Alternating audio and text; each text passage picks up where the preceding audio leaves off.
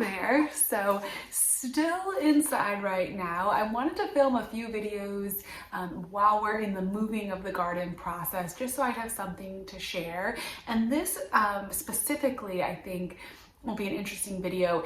I know maybe right now when this is going to be put out is going to be kind of like holiday season, but starting in the new year, I know a lot of you are starting gardening planning. Certainly I am.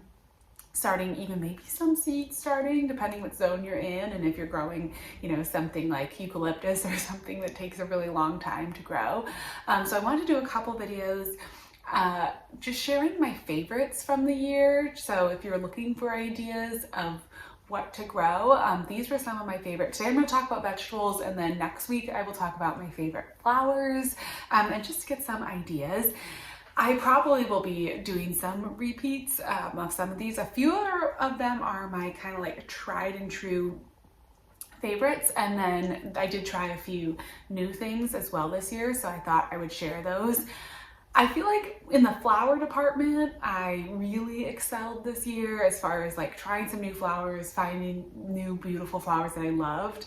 And the vegetables, I kind of stuck more toward just my kind of like classics. So a few of these vegetables you've probably heard me talk about before, but they're still great. And totally, like, if you're trying to find some good vegetable inspiration, let's chat through my favorite vegetables that I grew in the container garden in 2024. So I think this isn't totally in order of like my favorites, and like favorite to least favorite, but definitely one of my really favorites was my glass gem corn. I actually have a bunch of it right here. I've been using it as a fall decoration, but I think you can actually cook this. Like, I may try, I don't know, as like popcorn or something. I'm gonna use this as decoration, and I may try to plant some of these seeds next summer and just like see if I can actually grow some from my own. But this was a really fun corn to grow. I grew it in kind of like less than ideal conditions, and I still got really beautiful full cobs of corn. What was also kind of fun about this was that I noticed that each of the different corn plants kind of has like different colors. So you can see, like, this was from one plant. All of the corn ended up being kind of like this green. Then this one is more reds, and this one is kind of like pinks. It was kind of interesting, but so glass gem corn, a super fun, very classic. You know, I feel like I've heard of glass gem corn a million times, and you see it everywhere in the fall. But I never thought to actually just like grow some myself, and I would highly recommend. It was, yeah, as I said, easy corn to grow. The cobs did really well. I planted mine in a straight line, which is like a no-no for corn growing, and it still produced corn cobs like that. So that was great. And I even had enough to like give away some.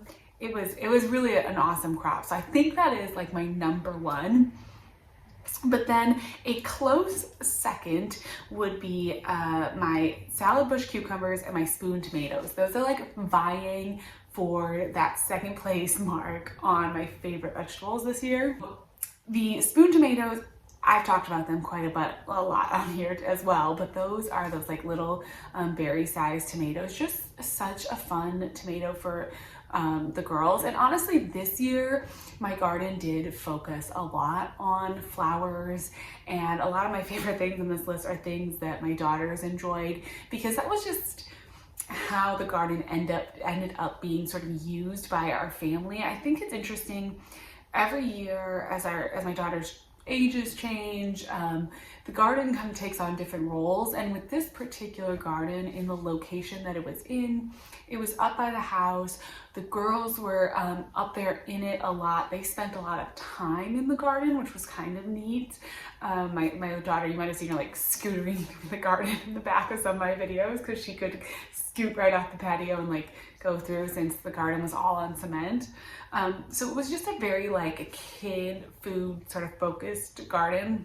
And then this year I grew them off the side of the raised bed and had them kind of cascading down. And what I did like about that was that it was very accessible for the girls to harvest them. It was easy for them. They liked it, they enjoyed it, and that was really good. And same with the salad bush cucumbers. So I'm not gonna talk too much about those because I have grown I've talked about Salad Bush cucumbers so much, but it's just such a vigorous cucumber variety, and it's just consistent, and the cucumbers taste really good, and it's just so prolific. And a lot of times, like with my food crops, I think that's one of the things that's a priority for me, is having plants that are really, really prolific. I tend to grow my plants in sort of less than ideal conditions. I'm often pushing the spacing because my gardens are small. I'm obviously also often growing in containers, which makes things a little extra difficult for the plants. My past garden didn't have all full sun, so again, it was like a little bit difficult. And anything that is gonna be super, super prolific is just gonna be, I don't know, that much more vigorous. And so I tend to find that I can kind of push the limits a little more with some of those more prolific varieties. So that was really why I just, went back to the Salad Bush cucumber, and I was really, really happy with it, and it did beautifully. I also came back to a real classic in that garden bed in my rhubarb Swiss chard. Typically, one of my favorite Swiss chard varieties is the Ford Hook Giant. That one is absolutely incredible, and talk about a vigorous, beautiful Swiss chard variety. The thing that I don't like about the Ford Hook Giant is that it is white. Like the center of the stem is white, which is beautiful, but it doesn't quite have that, I don't know, there's something about the Swiss chardiness where it has like those colored stems that, you know, that's part of the fun of it. So I did like the rhubarb Swiss chard. That was really, really a beautiful one, and just ended up being really gorgeous. It was in the same bed as grew right next to the Salad Bush cucumbers. Both of those just awesome, awesome varieties. I also liked just a classic Roma tomatoes. So, you know, sometimes I think there's room to just pick up some of those like tried and true, like old classic varieties. I will always be someone that likes to try the new, you know, all the new things, or the really pretty fun heirlooms. I love all of that. So I'm not saying that there's anything wrong with that either, but sometimes like just those, you know, like a tried and true, it was like I got a Roma tomato plant just from the garden center, absolutely nothing special about it, but it honestly was like a very healthy tomato plant. It produced a ton of tomatoes. It was one of my best producing tomatoes this year, and it just was great. And so that's something, you know, I don't know, there's just something to that, like nothing wrong with that, and I would 100% grow Roma tomato again. My daughters like to eat the tomatoes just like straight out of the garden, like apples. So a nice firm kind of tomato like that is really good. They loved it. Another thing that was one of my daughter's favorites, and also just made the garden so fun this year, were the ground cherries. Those are a kid's classic. This year I switched to Aunt Molly's, and I think there's the pineapple ground cherries and there's the Aunt Molly's. I did the Aunt Molly's this year. I honestly don't eat many of the ground cherries, but my daughters do. Like, they go out and hunt for the ground cherries. They know where they are. They want to find them. I just think that plant gets like such a credit because I planted it like right in the middle of my broom corn, sort of using my broom corn, I thought, kind of like as a trellis to sort of hold up the ground cherry.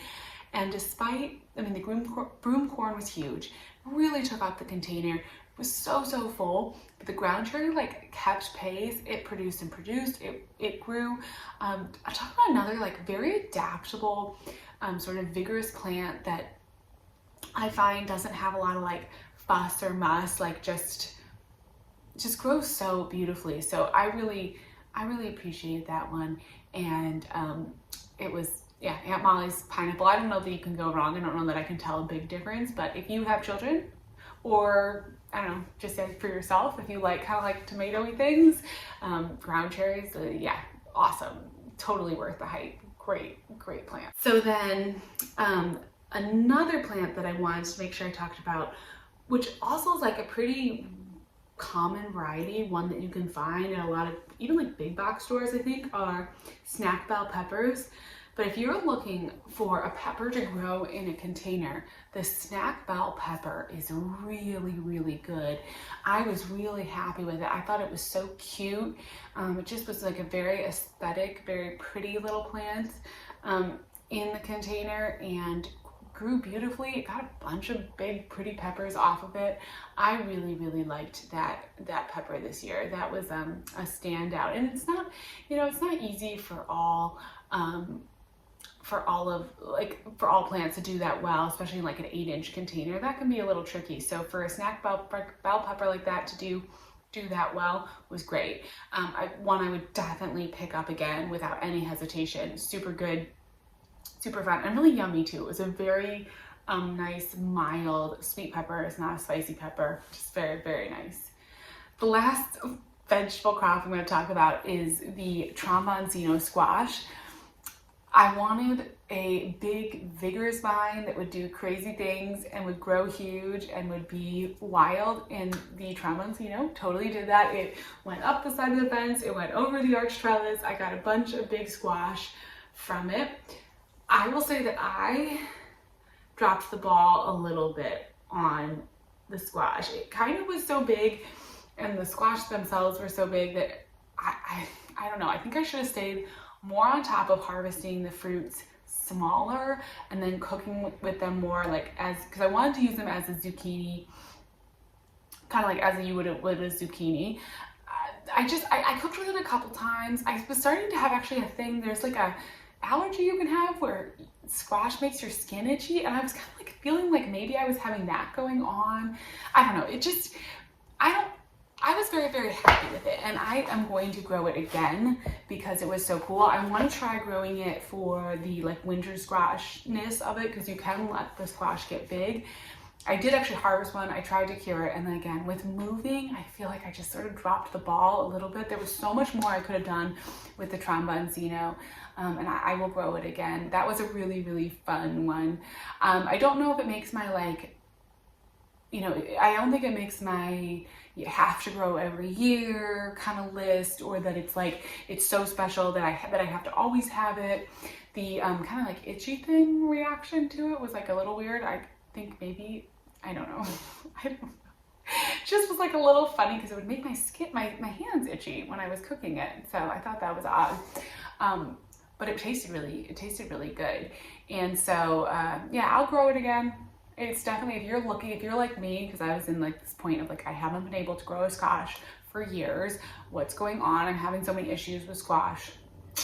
That was a good one this year. It was fun, and it did grow wild. And if you need a wild, wonderful vine, absolutely grow the Tromboncino. It will do that for you, I'm pretty sure. I even had one in a container that got pretty crazy and produced a couple.